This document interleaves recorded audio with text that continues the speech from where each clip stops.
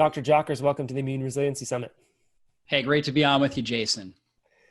I really wanted to bring you on because you write a lot of articles, you talk a lot about, you run summits around metabolic health. You do a lot of other things, but that's something that has been sort of a cornerstone in your practice and the message that you share. I would love to jump into that topic and how it relates to immunity, and particularly what we're seeing right now with the recent situation with COVID. There seems to be a big tie to diabetes, obesity, and metabolic health. So maybe you can just give us a quick overview of what metabolic health even means. Like, how do we even think about this idea of metabolic health? Is it strictly cardiovascular related, or is there more to the story? Yeah, that's a great question. So metabolic health is really how good your body is at producing energy. And when we think about the fuel sources our body needs or our body can run on, the most predominant fuel source is glucose. That's what most people are using as sugar. We can also burn fat for fuel. So and our body cycles between burning sugar and burning fat. And at all times, we're burning a combination of both of those. However, most people are stuck in this chronic sugar burning mode. And that's because we have this constant access to food. When we're constantly eating every few hours, then we're increasing this hormone called insulin. And insulin tells the body not to store fat or not to burn fat, but to store fat. And it tells the body to use sugar as a primary fuel source. What we want to do is be metabolically flexible, where we're really good at burning both sugar and fat for fuel. So fat is kind of like our bank account. If we've got a whole bunch of money in our bank account, then we don't necessarily need to live paycheck to paycheck. Sugar is kind of like your paycheck. So if you're dependent, if that's the only livelihood you have, then you have to keep working, right, in order to get the money so you can buy your food and live your life. However, if you have the flexibility to be able to take a vacation and maybe not get a paycheck that week, but be able to live off of savings, that gives you a lot more flexibility and freedom in your life. And that's really what the ability to burn fat for fuel is. And so most people, again, they're stuck in the sugar burning mode. And that's because they're eating multiple times a day and they're eating high carbohydrate foods, particularly processed carbohydrates, which spike their blood sugar, spike their insulin, and keep them stuck in that sort of sugar burning, sugar craving mode. And that's where things like fasting can come in, and a low carbohydrate diet can switch our body over and lower the amount of insulin that we're releasing. So that way we're able to get in and burn fat for fuel. Love it. That's a great overview. And one of the macronutrients you didn't mention there is protein. And there's a lot of people that think just going all protein is the way to go. But how does our body use protein, especially in the context of burning, either glucose or fat? For sure. So our body can take protein and break it down into sugar, right? So it's a process called gluconeogenesis where we can do that. We typically don't unless we're on a very, very high protein diet, or if we are calorie restricted for a very long period of time. And that's because proteins play such an important role in so many other things. I mean, we create enzymes out of protein. We create white blood cells out of protein. So there are so many other key functions that we need protein for that we tend not to use that as a fuel source. Instead, we're going to primarily use the glucose or the fat.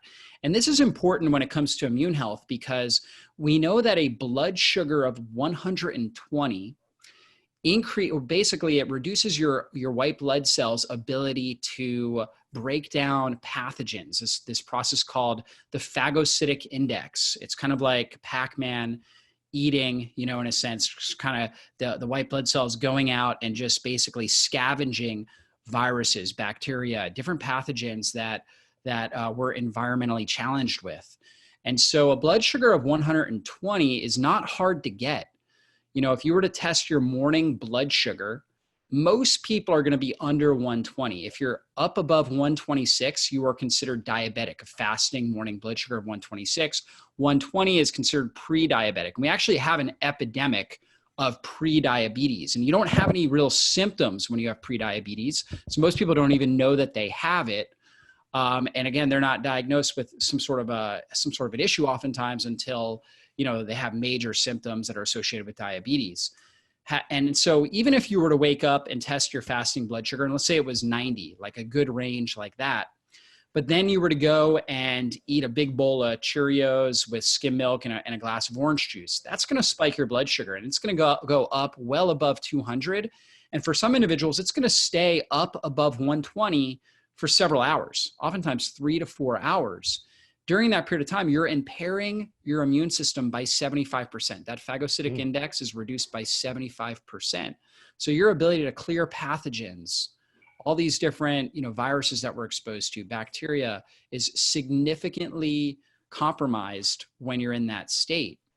So if you're able to keep your blood sugar, roughly in that 80, maybe even going down around 70 to like 100 range throughout the day, you're going to do so much better. And so eating a lower carbohydrate diet, like instead of Cheerios for breakfast, doing something like a smoothie with coconut milk and an avocado and maybe some berries in there, something that's a little bit lower carbohydrate, higher protein, higher healthy fats.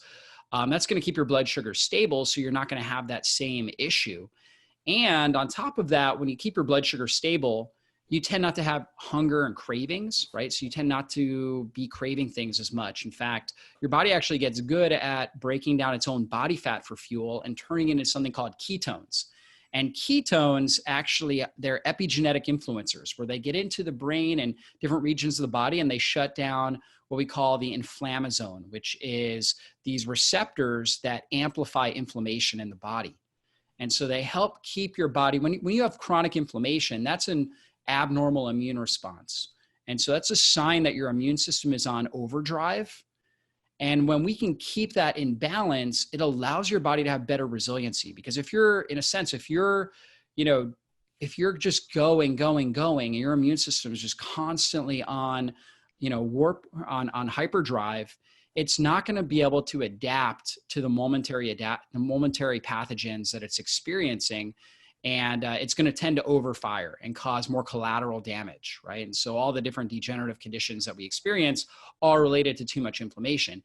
And even when we talk about COVID, one of the key factors there are, a lot of these individuals, or most of the individuals that are negatively affected, have comorbidities, oftentimes metabolic conditions like diabetes, like heart disease, like high blood pressure. And when their immune system encounters the virus, it over responds, and it creates something called a cytokine storm that, when under control, is fine, but they're not able to keep it controlled because, again, their immune system is functioning abnormally. So that cytokine storm ends up damaging their lung epithelium, and the lung epithelium is very thin and very fragile. And so it damages that tissue, and now it opens up gaps in that tissue, and opportunistic bacteria can jump in and cause even further infection. A lot of these people are dying from the co-infections that are taking place, but it's because their immune system over-responded to the virus. And so keeping our metabolic system really healthy allows us to have the resiliency to be able to respond appropriately without using too much energy in our immune system, effectively neutralizing the pathogens, and then getting back into balance and homeostasis. Wow, there's so much there. And I want to sort of maybe recap for some. Let's just kind of go over some mechanics. So, and I'd love to frame this in like not necessarily hunter-gatherer, but a more primitive group of individuals, like the ones that we visited in our documentary, The Human Longevity Project, where they're still living in a more natural way with the earth. And so I'm thinking of somebody that's hiking around, maybe gathering food or whatever it might be, and they're really, really hungry, right? So their blood sugar is going to be low. The signals are coming on for hunger. They need to find food, and they come across some mangoes, right? So there's a mango tree. They eat the mango, which has a lot of fructose and sucrose. The body converts that to glucose, which it can immediately use, right? So this is the benefit of sugar, of glucose in the system. It's like, boom, we got this. We need this. It's energy, it's fuel real quick. And then if for whatever reason this person eats an abundance of this fruit or whatever it might be around, maybe some root vegetables that's nearby or some plantains, although you probably wouldn't eat those off the tree. But either way, they get all this carbohydrates or starches, and it's too much for the system to use. So it's going to pull this glucose out of the system, perhaps store some in muscle tissue, right, or the liver, where we're going to store some of this as fuel for potentially a little bit later. And then if it's even too much for that, those stores get filled up. We might store it as fat if we have the right hormone signaling and these type of things, right? So as this is happening for us in the modern world, maybe we're eating too much food in general and the body's storing this as fat. Why might somebody, so this seems like a natural process, right? We eat something, we store it, and then we use it for later. Why might somebody's blood sugar, right? And this blood sugar must be in a certain range, right? You see this with diabetics. If it drops too low, very, very dangerous. If it goes too high, very, very dangerous. So we want to be in this nice sweet spot. Why would somebody's blood sugar be chronically elevated, or even if it's fairly normal in a fasted state, it might spike super high compared to somebody else who's in that same scenario? So what is dictating this sort of blood sugar control? Yeah, there's a number of factors there, Jason. That's a really good question. And so what we look at is what's called insulin sensitivity. So when we consume the carbohydrates, our body produces insulin, and insulin is actually a life-saving hormone, because when we have high blood sugar for a long period of time, like really high, the sugar molecules will actually bind to major proteins, and they'll create sticky proteins, or what we call advanced glycation end products, AGEs. And those AGEs do exactly what they spell, right? They accelerate the aging process. So when you think about somebody that has uncontrolled diabetes, what happens to them? They get optic neuritis because the AGEs destroy their retina, they destroy their optic nerve. They cause nerve damage, so peripheral neuropathy, where they lose feeling and sensation in their feet. Oftentimes they have a lot of numbness and tingling. It'll damage their kidneys, their endothelial lining of their blood vessels, and they typically die of heart disease, right? Or possibly Alzheimer's disease or something along those lines.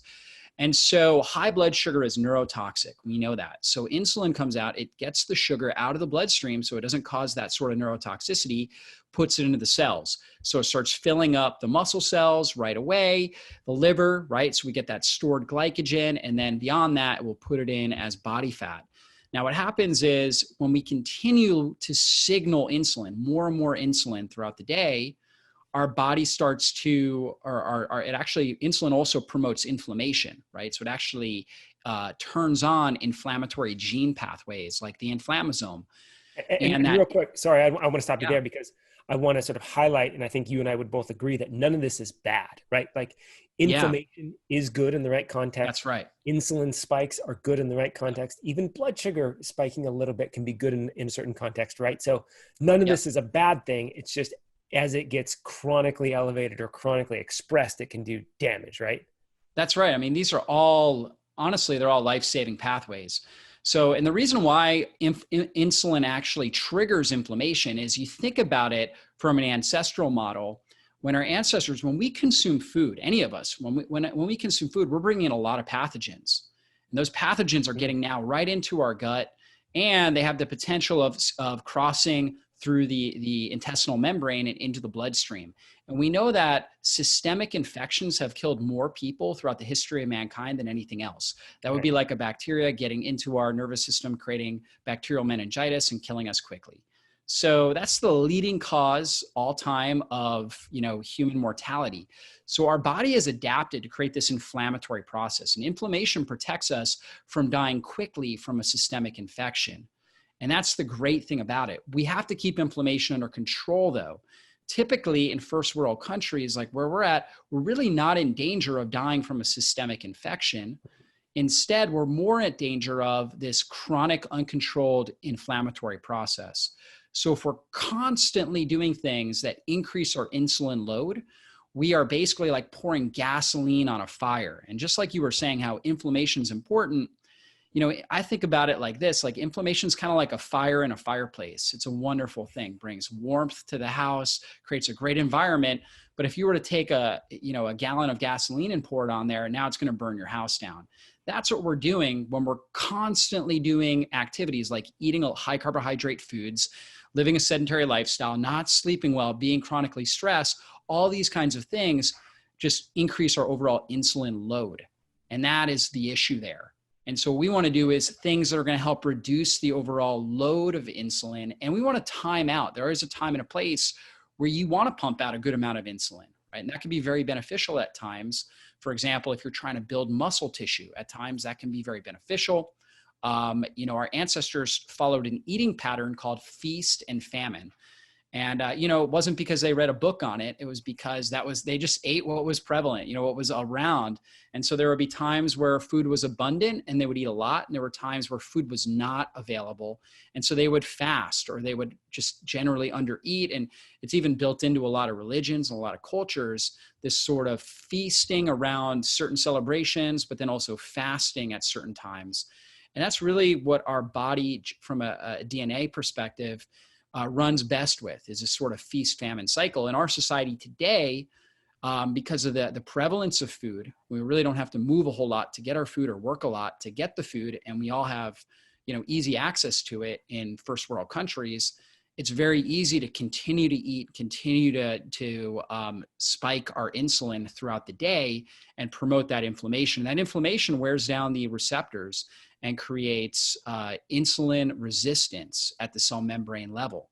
And now the cells are not responding to insulin. So now our body continues to overproduce. In a sense, insulin is kind of like knocking at the door, trying to get the sugar molecule into the cell. But, if all we do is hear a knock on the door over and over and over again, and it never stops, we habituate to it. So we no longer hear it. I've got children, so they're oftentimes crying and yelling, and you start to habituate to it, where you just, you don't respond as quickly to it. And that's basically what happens in our body. We're constantly overproducing this insulin. The cells are not responsive to it. So we need more and more and more insulin, which triggers more and more and more inflammation and creates, oftentimes a state of hyperglycemia, where we have too much blood sugar because we can't clear the blood sugar because the cells aren't responding to the message from insulin. Well, and it's funny, there's a show that I've been watching a little bit recently called Alone. And it's these individuals go out into Vancouver Island, and they basically live out there alone, and they have only like 10 items they get to bring with them. And, they got to survive, right? So it's survival skills. And of course, there's a lot of challenges, right? Weather and building shelter and all these things, but it's one of the things that they all deal with, which is struggling to find food on a consistent basis. And this is, I think, that's usually set in the fall. So it's really fascinating to watch these individuals go in there at, let's say, 190 pounds, and they'll come out at 150, and they're losing all this weight. And it's this exact process, right? And I'm guessing, and I this is a total guess, I don't know that there's any documentation about this, but I'm guessing that it's this natural rhythm that we humans have experienced, going through winter and these periods where there's just not a lot of food. And it could be even a super hot summer, right? That really disrupts things. And noticing the health benefits that have come from that I'm guessing that that's part of the reason why it's baked into just about every religion, is that we've noticed, hey, there's something here. And this is a way for us to reduce our intake. It not only boosts health benefits, but according to many religions and many other spiritual, non-religious practices, actually helps a greater connection to ourselves, or to source, or to God, which I find is very interesting. And there's even a lot of the shamanic cultures talk about this in terms of making spiritual payment. And so it's this interesting thing that has tremendous benefits, which is just reducing our intake of food, either from a caloric restriction sort of idea, or from a fasting perspective as its own concept. And so anyway, it's just really interesting to sort of see this on this show just take place over the course of a few episodes with somebody. But then as you experience it yourself, the things that you notice are very interesting as well. And so maybe you can talk to me about that, this idea of fasting, or even a way to induce caloric restriction as a method by which to re-engage some of this metabolic flexibility and restore some of this insulin sensitivity. Absolutely. Well, there's a couple different ways that you can reduce your insulin load, the amount of insulin that your body's producing throughout the day. And so, the simplest way is to stop eating, right? So just fasting in general, water fasting is a way. You can also do intermittent fasting, where you're just eating in a certain period of time. It's also called time restricted feeding, where you may just eat your meals in like, let's say a 6 or 8 hour eating window and fast the other 16 to 18 hours. So that's another way that you can do it. And I'll go through all of these. Also getting exercise. So getting out and moving Sorry, in a real regular. quick, before you move to exercise, because I want to stop you on this one, because Yeah. some people who've never tried this, going 18 hours without food, Yeah.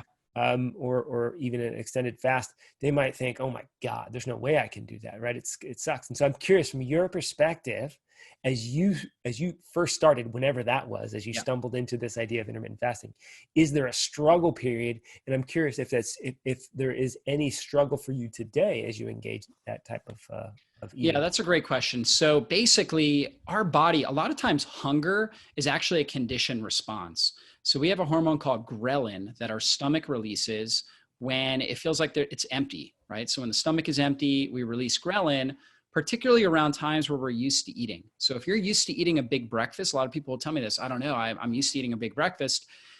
If you were to fast and skip breakfast, you should expect for a few days to It's gonna feel like suck. you're depriving yourself. Yeah. Yeah. And to feel hungry. What I tell people to do is drink more water around that period of time. Also warm lemon water can be Mm. really beneficial. So drinking warm water oftentimes will suppress cravings and hunger. And when you're drinking the water, you're going to extend your stomach, which is going to suppress the ghrelin release.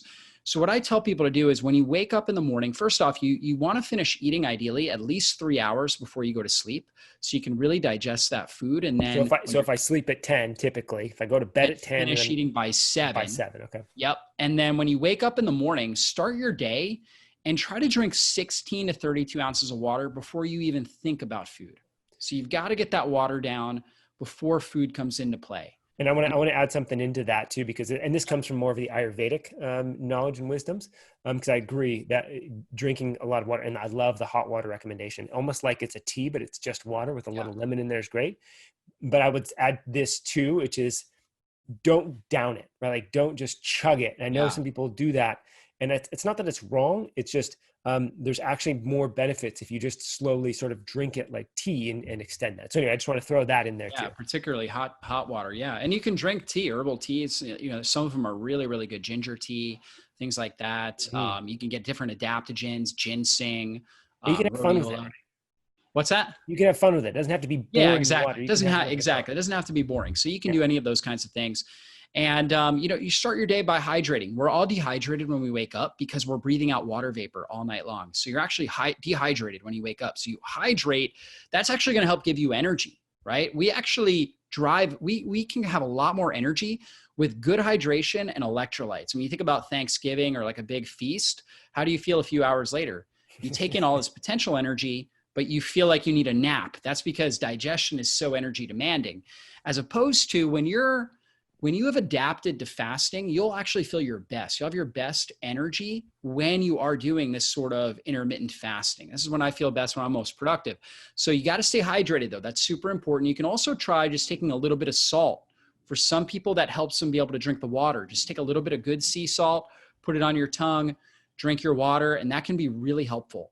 And again, trying to get, let's say 32 ounces of water in before you start thinking about food.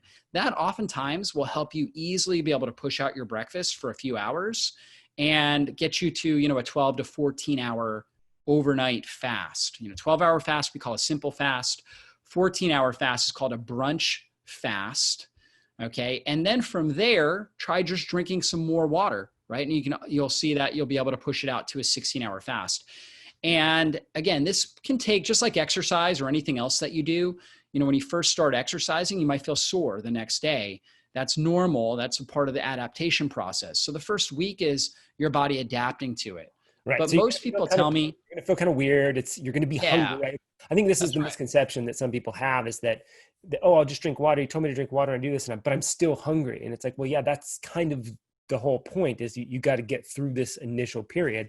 And even Yeah. then there's a certain amount of like healthy hunger, right? I mean, there's been times where I've been on a hike or in a car or whatever at the airport, right, on long flights, and I'm just like ravenous, and it's like there's something to that where you just digest your meal better when you finally do eat, right? Yeah, absolutely. That's a good thing, right? So when you are noticing that, You know, what I found at this point, and I actually started fasting when I was in my early 20s and I was suffering with irritable bowel syndrome. I noticed that I just felt the best. Whenever I would eat, I would have more symptoms. And when I felt the best when I was fasting, and I would drink a gallon, and I had lost a lot of weight because I was struggling with this irritable bowel. I wasn't absorbing nutrients. And so I started drinking a gallon of water between the time I woke up and roughly 2 or 3 p.m. in the afternoon. And I felt so good. I felt amazing. I was in graduate school at the time, and my brain felt alive. I felt the best I've ever felt. And then I would work out, and then I would go and eat, and I would eat my meals in a 4-hour eating window. And I went from about 135 pounds with severe digestive issues to about 165, 170 pounds, just muscle, just Wow. doing that. And that's because when I'm fasting, I'm actually suppressing insulin and I'm increasing human growth hormone. And growth hormone is one of the best things for our immune system. It's also one of the best things for preserving lean body tissue, right? It also helped increase my overall testosterone levels. You think about it from an ancestral perspective, if we got weaker when we fasted, then we wouldn't have the energy to go out and find food. So from an evolutionary or a ancestral perspective, we actually are more driven and we're more coordinated. We're able to think sharper and quicker, and we have more strength and endurance when we're in that fasted state. That's for survival. That helps us survive as a species. And so you can actually put that energy into a great workout, for example. Like even today, I typically eat my meals in a 6-hour eating window. Usually I'm working out right at the end of my fast. So I'll eat my meals typically between I have 2 meals a day, one at 1 o'clock and one at roughly 5:30 or 6 o'clock, somewhere in there. And I'm done by 7 o'clock. And I'm usually working out around 12 o'clock, like right before my fast. So, or right before my feast, right before my first meal. And I feel great. And then Jason, twice a week, and I'm very lean. I'm like 8% body fat. So I don't have a whole lot of body fat on me, but I can actually twice a week, I do a 24-hour fast. And those are not workout days. So I don't do it on a workout day. On a workout day, I need more calories, but a non-workout day, I will do a 24-hour fast. Like for example, this is Wednesday and I ate lunch today or a little earlier around 12 o'clock. And I won't eat again until probably 1 o'clock tomorrow after my workout. And you know what? I don't even feel hungry during that period of time. Sometimes at dinner, I'll feel a little bit hungry because I'm used to eating dinner. So I just hydrate a little bit. And I'm actually sitting there with my family. They're eating and I'm just drinking water. And by doing that, the water helps settle my appetite, my hunger, my cravings. And I also just remind myself how good I feel when I fast. All of us, we're all addicted to eating. When we eat, we release dopamine, and dopamine makes us feel good. And that's a beautiful thing. We should have a feel good experience with food. However, we also want to remember that we can feel great without food too. And fasting actually will increase certain hormones like endorphins and things like that, and increase the ketones in your brain. You were talking about, your spiritual health and your mental, emotional health, and how fasting can improve those things. When you increase the amount of ketones, this alternative fuel source, our body uses fat for fuel, but our brain can't burn fatty acids. Fatty acids can't cross the blood-brain barrier. So the liver takes fatty acids and it creates these compounds called ketones, and they're water-soluble molecules that cross through the blood-brain barrier, get into the brain. And when the brain senses that ketones are elevated, it shuts down what we call the neuroinflammasome, which is this activation of inflammation in the brain. It also, these ketones trigger, they're epigenetic influencers. So they actually help turn on healthy genes related to memory consolidation, genes related to higher levels of creativity, turns off genes that are associated with brain degeneration, for example. And it also helps balance what we call the glutamate to GABA ratio. So all of us in our brain, we have this excitatory neurotransmitter called glutamate. And for a lot of people, they have a poor ratio between glutamate and GABA. GABA is the brakes for the brain. So we need a good balance there. We want to think sharply and quickly, but we also want to be able to turn that off. When we have a poor ratio, typically it's glutamate dominance, we end up with anxiety, depression, higher levels of brain inflammation, headaches oftentimes. And if you've had brain trauma, or you've eaten a bad diet, or you've been overwhelmed by stress, or maybe you've had an adverse childhood stressful experience or something like that, all of those things push you into a state of glutamate dominance, Lyme disease, some sort of systemic infection. These things all do that, mold exposure. So most people are walking around with glutamate dominance. Ketones have a remarkable ability to help balance glutamate to GABA, which helps you think sharply and quickly, but turn it off when you need to. So you're able to perform at a high level, but also be able to calm it so you don't experience anxiety, headaches, right? And irritability and things like that. So it's really the perfect balance there. And so getting the ketones up in the system is what happens when we fast. And that's really why I do the 24-hour fast, because I feel my best. Like Thursday morning is one of my most productive mornings because, I'm on the tail end of a good long fast. And I do the same thing on Saturday. Typically my wife and I both fast from Friday dinner to Saturday dinner. So we just fast Saturday day. And to us, that's our Sabbath. And we do it for spiritual reasons. But of course, I'm also a fasting advocate for health purposes as well. And we do a water fast. So it's not like a dry fast or anything like that. But, it's an opportunity. A Sabbath is a day of rest, right? And I think one of the hardest things our body has to do is try to digest food. And so we're just giving our body a day where it doesn't have to work on digesting food. So we try to get out in nature a lot in that day, just experience nature, doing things that are calming, take a nap on our Sabbath, things like that, all great for the immune system and really allowing the body to rest. And that's a key part of resiliency. So resiliency is about, when you think about being resilient, you think about a warrior, right?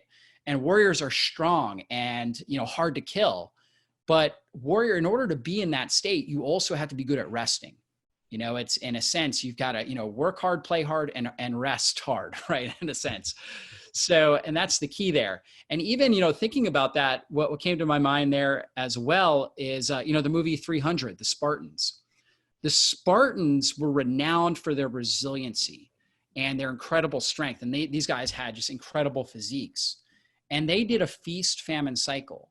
So they actually fasted all day and then they would feast in typically like a 3-hour eating window or so at night around the fire, right? They would just eat to their heart's desire, right? Go to sleep and wake up the next morning and go to work, right? And train and do all these things.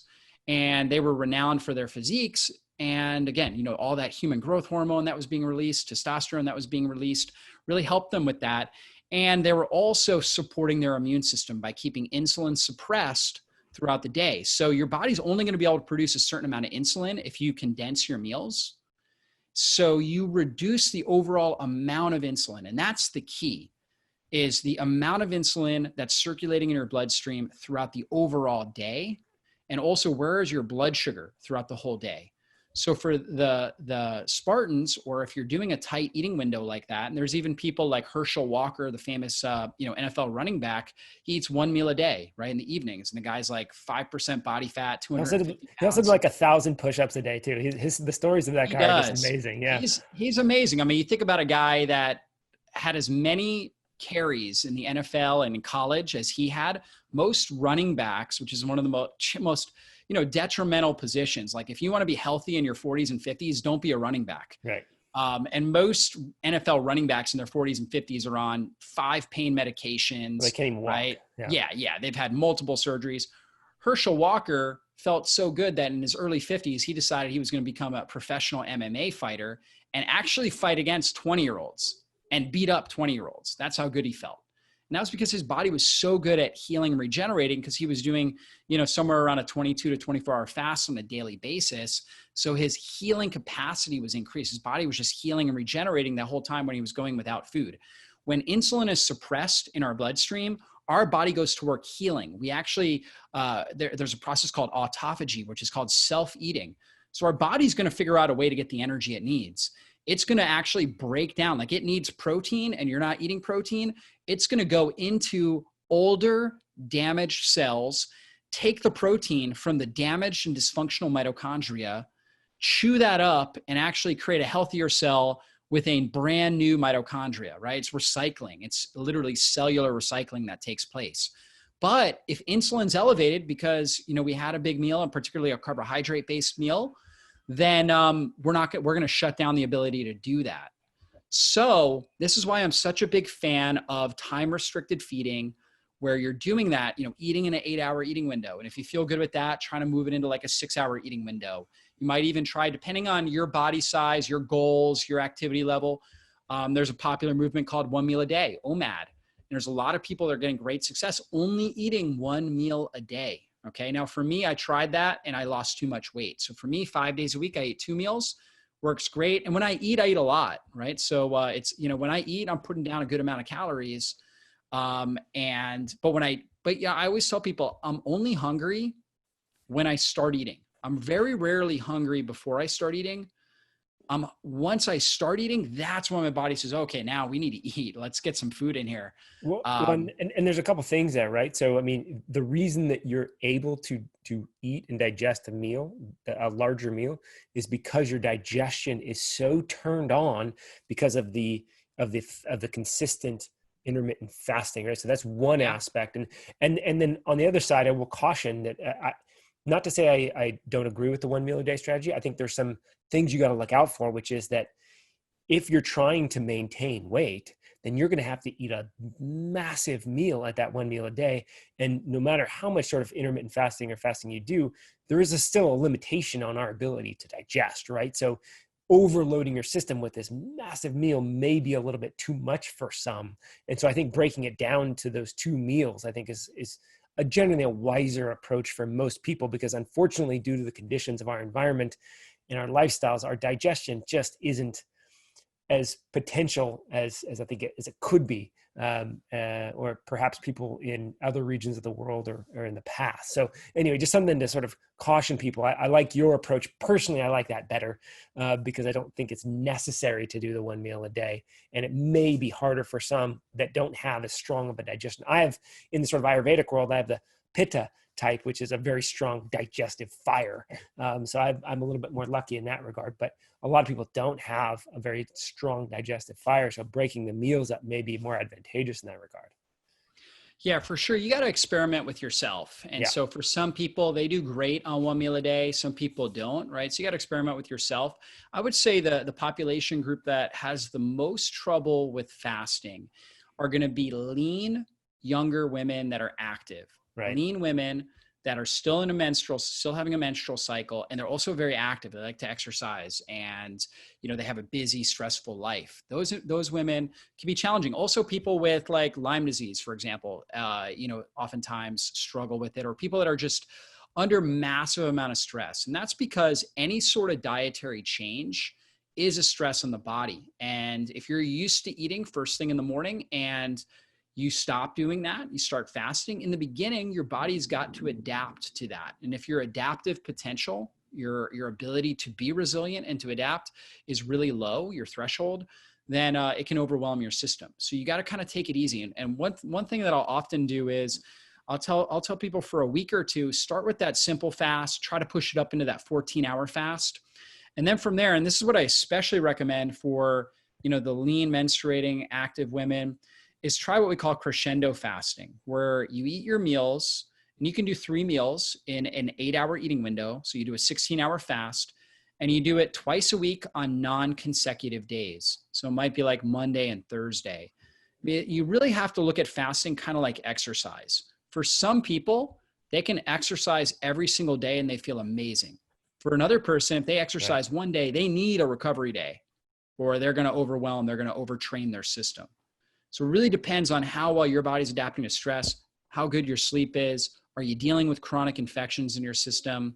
Are you overwhelmed by other stresses in your life? Are you in a bad relationship? Do you hate your job? Or do you have a lot of pressure on you? Are you a mom with newborns, right? So all those things have to go in, and you have to understand where your threshold is, okay? And then from there, you kind of experiment. And every single individual is different. And really the process of getting healthy, it's kind of like getting a master's degree in your own health. If you were to get a master's degree in some sort of topic and you were going to go to college, you wouldn't expect to get that degree in, a week or a month. You would think, okay, I'm going to invest multiple years oftentimes and a lot of money, right? Trying to study and figure out exactly, what this topic is all about and master it. And that's really the same thing with your body. So it's an experimentation process to figure out what's going to work best for you. But we have a lot of different fasting strategies. So the crescendo fasting works really well. And if you feel good with that, then we move it to cycle fasting, where it's like every other day you're doing a 16-hour fast.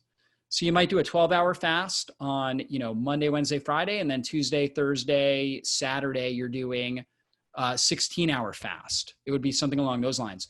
And any sort of intermittent fasting strategy you choose is going to help you reduce your overall insulin load. So it's all good, right? You got to figure out what's going to work best for your body. Where do you feel best? I think that's the key. And it's not really a contest. You're not competing with somebody when it comes to fasting who can fast longer or do a better fasting strategy. It's really, again, just trying to master your own blood sugar, your own insulin levels, and create the resiliency you need so you don't get sick and you're able to thrive in life. Yeah, no, I love that. And I love the way you frame that, because there is no one right way or one best way. It's the key is what is working for me best right now, knowing that it may even change as as my metabolic function shifts. Right. So now I interrupted you a while back and derailed this into this massive fasting conversation, which is really great. But you had some other ones. I think you were about to mention exercise as a way to improve insulin sensitivity and Absolutely. Absolutely. Yeah. So we talked about fasting, it's one of the best ways to improve your insulin sensitivity. Also exercise. So just getting your body moving, building lean body tissue. So particularly doing strength training. I'm a huge fan of strength training.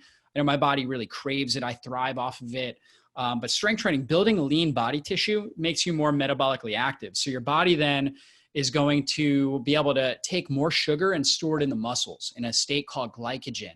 And that's good. So it's going to be able to clear your blood sugar without the need for insulin. So in fact, after you do strength training, your GLUT4 receptor on your muscles acts kind of like insulin, where it just gobbles up sugar and pulls it into the muscle. So you need to produce less insulin in order to clear your blood sugar and get things back in balance. So basically, it's one of the best ways. The muscles, the process of activating the muscle is burning through this sort of glucose, and it's like, crap, if we're going to keep doing this, I need more, right? So it's sort of like the signal that's saying, hey, we need more of this stuff. So you're pulling it out of the bloodstream, thus clearing your blood sugar levels, bringing them down, and also changing the whole mechanism between insulin, right? So it's really, I think what I want to say here too is that if I look at you and you look lean, you don't look like this big, huge, beefy guy, which look, I know a lot of men and women that don't want to be that way. I don't want to be that way. I would rather be the more slender, sleek. So when I put on a suit, it looks good as opposed to this big beef head. So, and I got lots of friends that are on the opposite side. They want the beefy look, but it's also something I hear a lot of. It's like, I don't want to strength train because I don't want to get beefy, right? I don't want to get this big, huge muscle bound thing. So it doesn't, just looking at you have more of a cut lean look. Yeah. And so strength training doesn't mean getting all bulked up, right?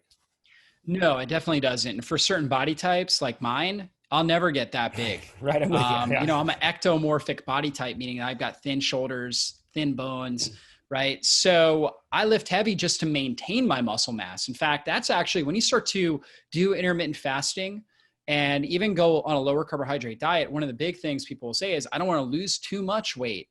And so strength training actually is one of the best things you can do to make sure you don't lose too much weight, to keep that muscle mass. If you are concerned that you're going to get too big, basically just don't lift quite as heavy, lift a little bit lighter and a higher rep, and that can help. But strength training in general is going to just give you better metabolic flexibility, better metabolic health. So I highly recommend that. Also, you can do it in such a way to where you're also getting cardiovascular benefit by doing short rest periods between sets. Like if I'm doing upper body, I do a push exercise followed by a pull exercise. When I'm doing lower body, I'm doing, squats or something. But then right after that, I might do like crunches on a stability ball or something like that. So you're always moving. I think that's one of the best benefits when you're able to do that. Adding in some jogging or cycling or walking, some sort of cardiovascular exercise, just doing a little bit of it can be extremely beneficial as well. The better your body is at utilizing oxygen, that's going to increase the amount of mitochondria within all your cells and your ability to extract and pull oxygen out of the bloodstream, which makes you more resilient. Oxygen is helps kill off pathogens. It also helps our body produce energy. So really, really important stuff. So staying active and always trying to keep a balance so you don't overtrain. You know, a lot of people that listen to summits like this are doing too much exercise, right? And Yeah. so there's a healthy balance, just like fasting, you can do too much of that too.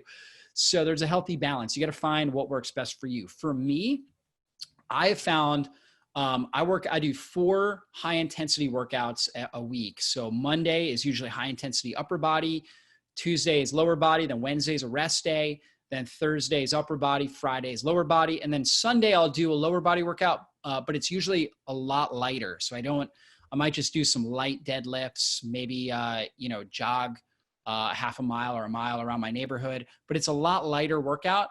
And actually, when my children were younger and I wasn't getting quite as much sleep, I was only doing the 4 days because I needed more recovery. And I found now that they're not waking us up at night. I'm getting better sleep, which is a beautiful thing. I see. I'm able to handle I'm going more. through the struggle right now, so I feel you. Boy, it's a toll. We'll talk about sleep next because this is a huge one. I've noticed massive effects on my Oh yeah. biology on every level when it comes to sleep. So I'm gonna hit you with that one next. So Sleep is critical, right? So you all of these things, there's like a dance between all of them. You know, there's a harmony between all of them. You can't really look at any one of them isolated. So if you're not recovering well, you're not going to be able to train as much. So the better you recover, the more that you can do with training and the more benefits you can get from training, building more strength, more endurance, things like that. So it's all a dance and it all goes together. Now, typically a really good workout can be done in 30 minutes or less. So a lot of people think they need a really long workout and they're trying to burn all these calories. I don't think about calories at all. I just think about, I want to train my body really hard for a short period of time. I'm going to focus on, these muscle groups and ideally trying to get balance, right? So if I'm doing push exercises, I want to do pull exercises because it's working the exact opposite muscle groups. So trying to get balance between your legs as well as your upper body, very, very important. And then do it for 30 minutes. Set your clock for 30 minutes and that's it. At the end of 30 minutes, you're done. And that's all you need. Your body's going to recover. As long as you got your heart rate up and you really train your body hard, that's going to be good. Now, if you're older, or perhaps coming off of an injury or something like that, you've never trained before, just start by taking a walk, right? Just start by getting active. That's, the first place to start. And for many people, that's enough, right? Just getting out, getting a daily walk in, maybe lifting some heavy things around your house and trying to do it with really good form.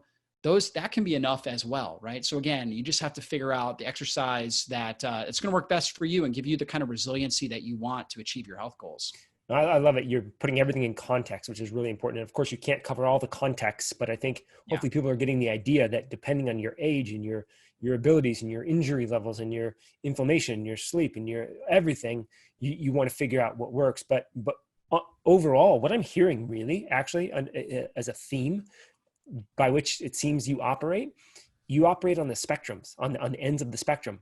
We want to fast and we want to feast. We want to push hard. And we also want to do very light walking, right? Like there's something very interesting about that, right? It's like, you want the hot, you want the cold, so we're working at the extremes and there seems to be something very, very interesting about that. Now, I don't want to go too deep into that, but what I want to highlight there is that seems to be very beneficial. And many of us seem to be operating in this comfortable middle ground where we're kind of constantly eating. And it's just this thing where, and then we don't take too long off, but we take a little bit of a break, maybe 8 or 10 hours of no eating. And then we eat again for this long period of time. And then we kind of move around a little bit, but mostly we sit. And if I work out, maybe it's sort of this light thing that I do on the treadmill or the elliptical, right? So, and I don't want to shame any of this and blame anybody for doing these things, but I do find it interesting that if we operate on the extremes a little bit more, which seems to be what our ancestors would have done, there's something really, really healthy about that. So just wanted to highlight that for folks that there's, the more we can push ourselves and also take nice, slow, easy walks, there's something beneficial on both ends. So I'll give you a chance to respond to that if you have any comments, but I want to ask you about sleep after that. So feel free to dive into sleep. Well, yeah, you're absolutely right. Trying to do the extremes, that's really how we build resiliency. We want to progressively overload our body. I have a degree in exercise science, and we talked a lot about progressive overload. Well, it's a kind of the same thing where, if your threshold is right here, you want to nudge that threshold. And Mm. that actually allows your body to now adapt and get stronger and more resilient, because your body is all built for survival. So if it says, wow, well, for some reason, this guy just keeps having to run sprints or keeps having to lift these heavy weights using these muscle groups, this must be must be something we need for survival. So we better get Otherwise, stronger at it. otherwise this idiot wouldn't just keep doing it. Yeah, Right? exactly. Our body doesn't know we're just, going to the gym and lifting weights because we want to look better, right? Right. It's thinking survival. So it's trying to make us harder to kill and more resilient in life. And it adapts to that. So we get stronger, we get faster, we get healthier. And that's the key there. Now, again, we don't want to overtrain our system, and recovery is so important. That's really where sleep comes in. Sleep is so critical. When our ancestors typically were sleeping like 10 hours a night. And I'm sure some of the cultures that you visited, they slept a lot more than we do here in the And, yeah, and United even States and and Western naps, cultures. right? And they would even Yeah, take naps, right? exactly. Absolutely. Siestas and things like that. And so in our culture, it's very easy, especially now. We've got electricity that keeps us up. We've got entertainment. We've got so many things competing for our energy. It's easy to put off sleep. We've got caffeine that we can instantly access, and we can be dosing that all throughout the day to try to make up for sleep deprivation, but it doesn't. And so ultimately, I'm not against, some caffeine. That can be a performance benefit, but we've really got to do the best we can to get the best quality of sleep. And so getting at least 7 hours of really good quality sleep every single night. And so what we do at my house is we dim the lights. When it gets dark, all the lights are dimmed. So we have very few lights on. I have a goal that basically, and I tell my wife this all the time to remind her, we should have no goals after 9 p.m. Like, you should not have a goal. Ideally, if you can set your own schedule and whatnot, you should not be trying to accomplish anything after 9 p.m. Because just trying to accomplish something, being motivated to accomplish something, you're releasing norepinephrine and dopamine and all these hormones that allow you to think sharper and clearer, but they also inhibit sleep. So a lot of people think, well, I get my second wind at 9 o'clock. I feel tired, and then all of a sudden at 9 o'clock, I get my second wind. That's because they've got goals and they've stimulated these stress hormones. And so really what we want to be doing is winding down, and that allows our body to release a lot of melatonin so we can get a really good quality sleep. Keep your room when you go to bed as dark as possible. We like it very cold. So, 65 degrees typically is where we try to get it, with an overhead fan going as well. I wear an eye mask to block out any sort of ambient light that might come in. I'm real light sensitive. My wife is real sound sensitive. So she has like a sound machine on. She's not light sensitive. So the light can come in the room and she doesn't wake up. For me, I'm very light sensitive. I'm not very sound sensitive. I could sleep through all kinds of sounds, but even the little bit of light in the morning, like I naturally am a morning person, and I wake up with the sunrise basically just about every single day. So no matter what time I go to bed at night, once the light comes in, even with an eye mask, I'm up. And so I'm so light sensitive. So you got to kind of find out what you need, right? Some people are more sound sensitive. Some people are more light sensitive, but I found that an eye mask in general works, because if there's any sort of like little light in the room, that will affect your sleep. If it's anywhere near your eyes, it's going to reduce some of the melatonin. Well, So that's really important. And one thing I want to throw in there is that I found out that and this is just through my own experience, I'm very metabolically sensitive. So you mentioned, right, like not eating a few hours before bed. I recognize that if I have a little bit of alcohol, if I have some food too close to bed, like that is the thing that really, of course, this all is disruptive for everybody, right? The light, the sound, and metabolically, it's disrupting us all in some way. But that seems to be my biggest pain point, is that if I'm doing that too close to bed, then that really disrupts the quality of my sleep. I actually sleep really hard, really well typically, but that one is an interesting one. I was like, oh man, I've really got to be careful. Like that's my thing. Even if I'm really metabolically fit and I'm in really good shape and everything's operating well, there's something unique about my system where the hormones and the things that are very, very, I'm sensitive in that regard. So it's interesting. That is interesting. Yeah. And so, that's part of the process of mastering yourself, that. And I think most people are going to respond poorly if you're eating right before you go to bed. Mm-hmm. It's definitely going to disrupt you. But beyond that, I also try to get a lot of sunshine early in the day. Okay. And believe it or not, that sets you up for good sleep later. So earlier in the day, getting sunshine will set your circadian rhythm to where you'll produce more melatonin and less stress hormone later in the day. So keeping your stress down at night, getting good sun exposure, exercise actually helps you sleep more effectively if you're exercising earlier in the day. Not eating too late, keeping your EMFs off as much as possible, right? So there's things you can do in your house, such as shut off the power to your room, for example, or there's different devices that will help reduce the amount of EMF exposure. Simple thing all of us can do is turn our phone on airplane mode. So a lot of people will sleep with their phone right next to them. I don't even have it anywhere near my room. However, if you do need it for an alarm or something like that, at least turn it on airplane mode. And you can even put it, several feet away from you, like put it in the bathroom or something like that. Right. And that way it's just not even near you, because a lot of people are EMF sensitive and that can affect their sleep as well. And then every hour of sleep you get before midnight is equivalent to the regenerative capacity of roughly 2 to 3 hours of sleep after midnight. So trying to get to bed early, like you were talking about, getting in bed by 10, that's my goal on a night to night basis. The sleep you'll get from 10 to 12 is more regenerative than the sleep you're going to get after 12. So trying to prioritize that, trying to get at least a good hour of sleep before midnight can be really, really helpful for your body.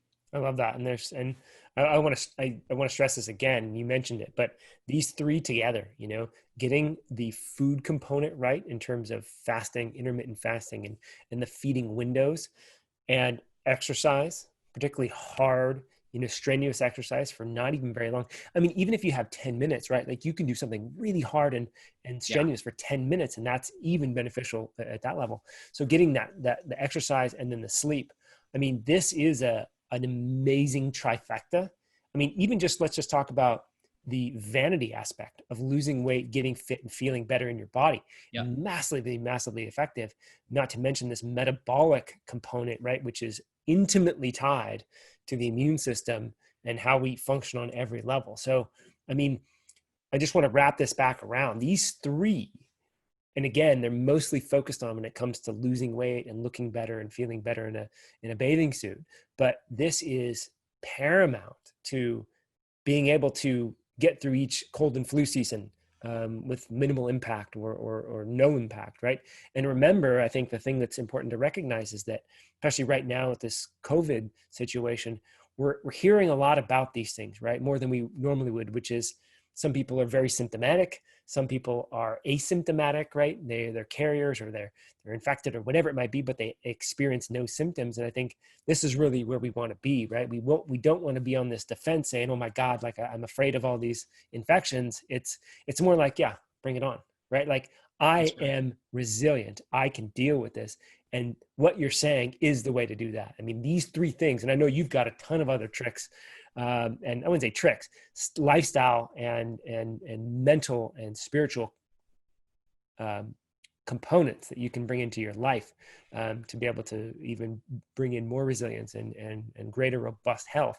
But these three alone, I think, are the keystones to which a healthy lifestyle is based. I agree. I think this is the foundation, right? So this right here should be your foundation. Everything else that you do, depending on what supplements you want to take, what foods you want to consume, should all be built around this idea of, focusing on metabolic health, really trying to become metabolically flexible, where your body's good at burning sugar and fat for fuel, and you're keeping your overall insulin load down. That should be foundational. Okay. Exercising, moving your body in a way that helps make you stronger and helps make you more energized. Okay. And then really prioritizing good sleep and good recovery. Good overall recovery is important. Mm-hmm. So sleep is a critical component to that. Sometimes you might need a nap. Sometimes you might just need, for an introvert, you might need a few hours alone. For an extrovert, you might need a conversation with a family member or whoever it is, right? And that's regenerative. My wife's extroverted. For her, if she's stressed, she needs to talk, right? And that's like de-stresses her. She's actually healing at a higher level by being able to communicate and have a positive conversation. So if you're extroverted, you need that. For me, I'm an introvert. If I'm stressed, I just like to be alone, right? Shut down. Yeah, exactly. Right. So you kind of have to find out what area that, is going to work best for you. Obviously mindset is a huge component of all this. All these things are your foundation. And as you go through the change in seasons, like we talk about, like when the weather drops, they call it cold and flu season, as the weather starts to get colder. And one of the big reasons for that is because temperature change is one of the biggest stresses on our body. There's a lot of metabolic changes our body has to go through in order to adapt to a big change in humidity, a big change in temperature, whether it's, temperature dropping or temperature increasing quite a bit. And, where I'm at in Northern Georgia, it's not uncommon to have 30 to 40 degree change in temperature overnight. And that's a huge stressor on the body. So doing all these other things gives us a better adaptive potential. We're better at adapting to those types of environmental changes. So that way our immune system is able to just jump right in, and it's not held back, and it's able to keep the pathogen load under control. Well, and it's funny, I mentioned sort of the extremes, operating at the extremes and intentionally doing that. And the immune system's the same way, right? Like Yeah. you want the immune system to turn on, do its thing, Yes. and then relax, right? And turn on anti-inflammatory markers and all these other things, right? So we rarely want to be in this like lukewarm region. It's more like, let's operate at the extremes Yeah. and do things as it's important. So look, we could actually go on forever. You and I share so many fondness of how we can live a healthy lifestyle. And there's so many components, so many interesting things. But I know you got them somewhere on the interwebs. So tell everybody where they can find out more, especially, and by the way, I have stolen, I'm going to admit something to you. I've stolen one of your charts for a talk that I do. Yeah, Because totally. it's so good. Your intermittent fasting stuff, the way you Yeah. have it charted out and broken down, it's brilliant. So I want people to know that they can find a lot of that great information at your site. So tell people where they can find Well, that. yeah, for sure. Jason, you're always welcome to use any of the diagrams on my site. I do give you credit, but Yeah, but thanks. yeah, I did steal it appreciate because that. it Yeah. saved me a lot of time. It was fantastic. There you go. Absolutely. drjockers.com. That's my site. You can find me on social media, Facebook, YouTube, Instagram, all the different sites. And yeah, I have lots of content on immune resiliency, intermittent fasting, metabolic health, all the things that we talked about. It's beautiful. Thank you so much. You're a wealth of information and really get to the contextual aspects of a lot of these things, which I really appreciate. So Dr. Jockers, thanks so much for joining us. Thank you, Jason. Appreciate you. And I'm thankful that you're putting this out to the world. The world really needs to hear this information.